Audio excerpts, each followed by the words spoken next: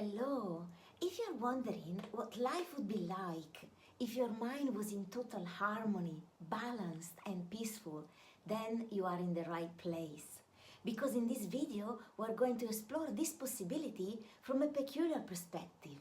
We're going to look at what people say when they come back from a near-death experience. And if you would like to experience the joy of having a mind which is balanced and peaceful, don't forget to get my free video course on how to free yourself from worry and overthinking and harmonize your mind. The link to this free course is in the pinned comment below this video.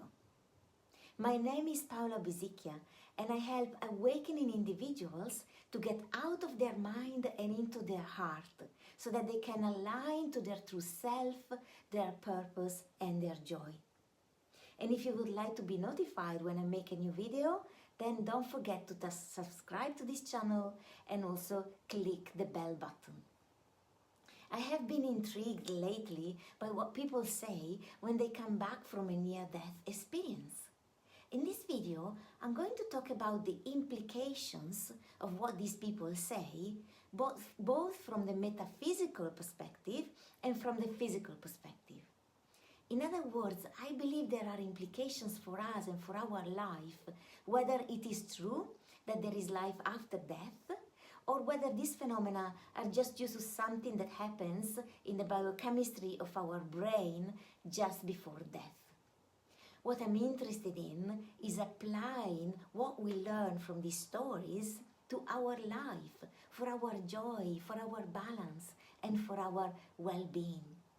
And at the end of the video, I will also look at the metaphysical implications for those of you who may be interested. One of the things that really intrigues me is that many people who go through a near-death experience describe a sensation of relief from pain and fear, as if they were no longer even capable of perceiving pain or fear. They also describe a light, as well as an overwhelming feeling of love and support all around them.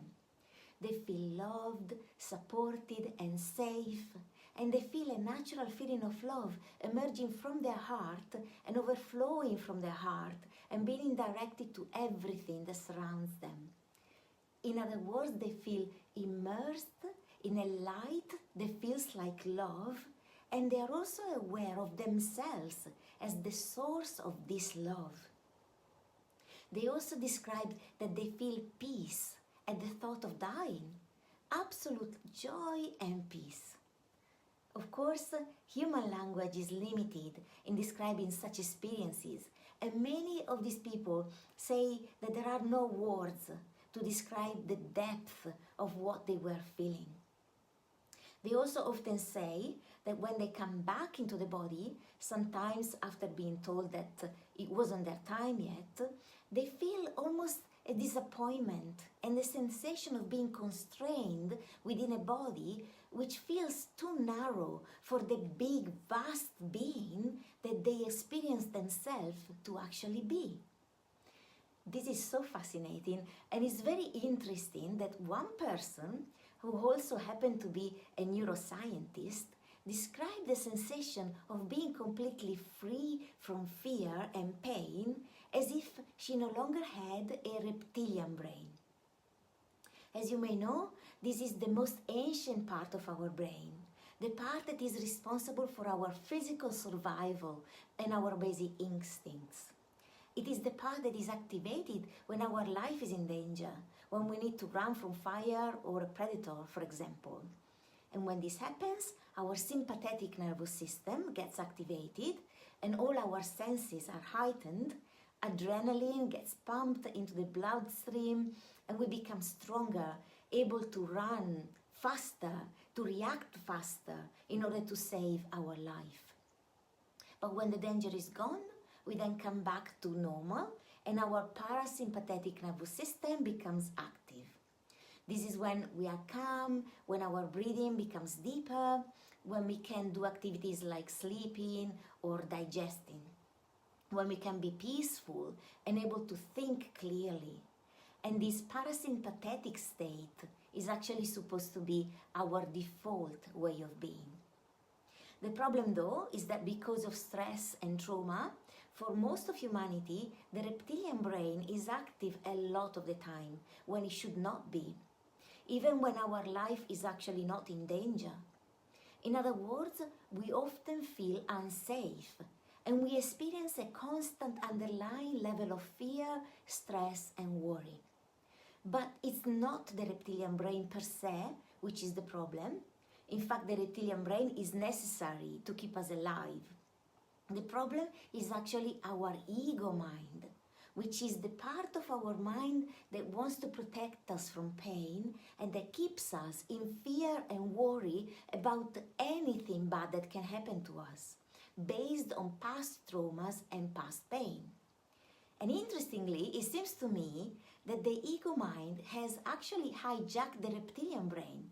But rather than being activated by real dangerous situations, it is activated by anything that reminds us of past pain or trauma. This trauma is usually about experiences that made us feel unsafe in the past when we felt separate from love. For example, when we felt judged or not appreciated or not loved unconditionally as a child. And because the ego uses the reptilian brain, it makes us feel exactly as if our life was in danger. This is why the ego is tricky to overcome, because when it's active, it feels as if it's a matter of life or death. In other words, it has a very tight grip on us.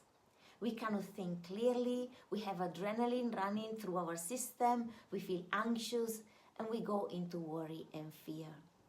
But because the perceived danger never stops, and because many circumstances remind us of past traumas, we stay in a constant cycle of fear and worry. However, there is a way out of this, and the way is awakening. Awakening to the truth of who you truly are. The awakening path is exactly about transcending the ego mind and freeing ourselves from this cycle of worry and pain. And we can find insights and inspiration from the stories of people who went through near-death experiences.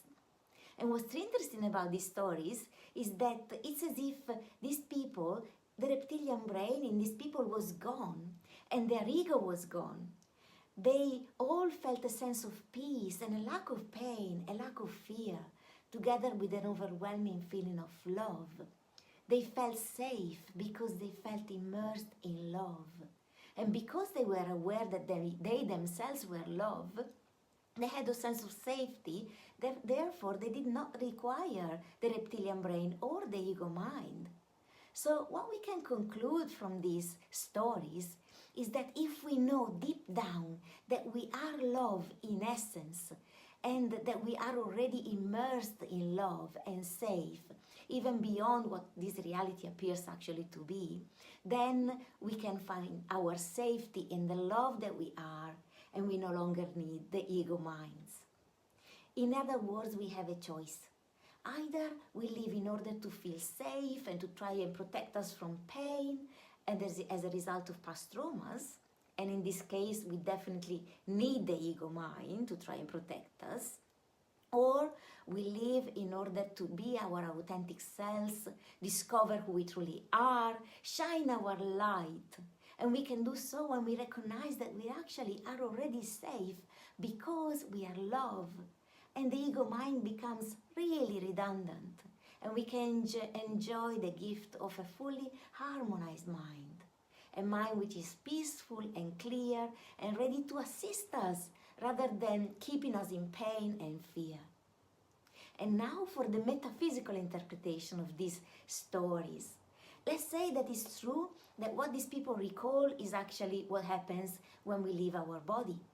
According to these stories, we become free from the constraint of the physical body and free from the reptilian brain and the ego mind because we no longer need either. The reptilian brain was there only to ensure our physical survival. And of course, it would dissolve upon death because we are actually immortal beings. The ego mind is also dissolved Because the veil of illusion that we experience in this place, in this reality, is gone. And we recognize that everything, including ourselves, is love. So we no longer need to feel as if we need protection. The awakening path is truly about lifting the veil of illusion, the illusion of death, and the illusion of separation from love, and recognizing that indeed we are and we've always been an eternal being of love, safe, immersed in love. Now, I would love to hear from you. What are your thoughts about what I shared? Write your comment below and let me know your insights, your experiences, and ask questions if you like, so we can all have a discussion and learn from each other. And don't forget to access my free video training on how to free yourself from worry and overthinking and harmonize your mind. You can see the link in the pinned comment below. Thank you so much for watching, and I'm sending you so much love and many blessings. Bye-bye.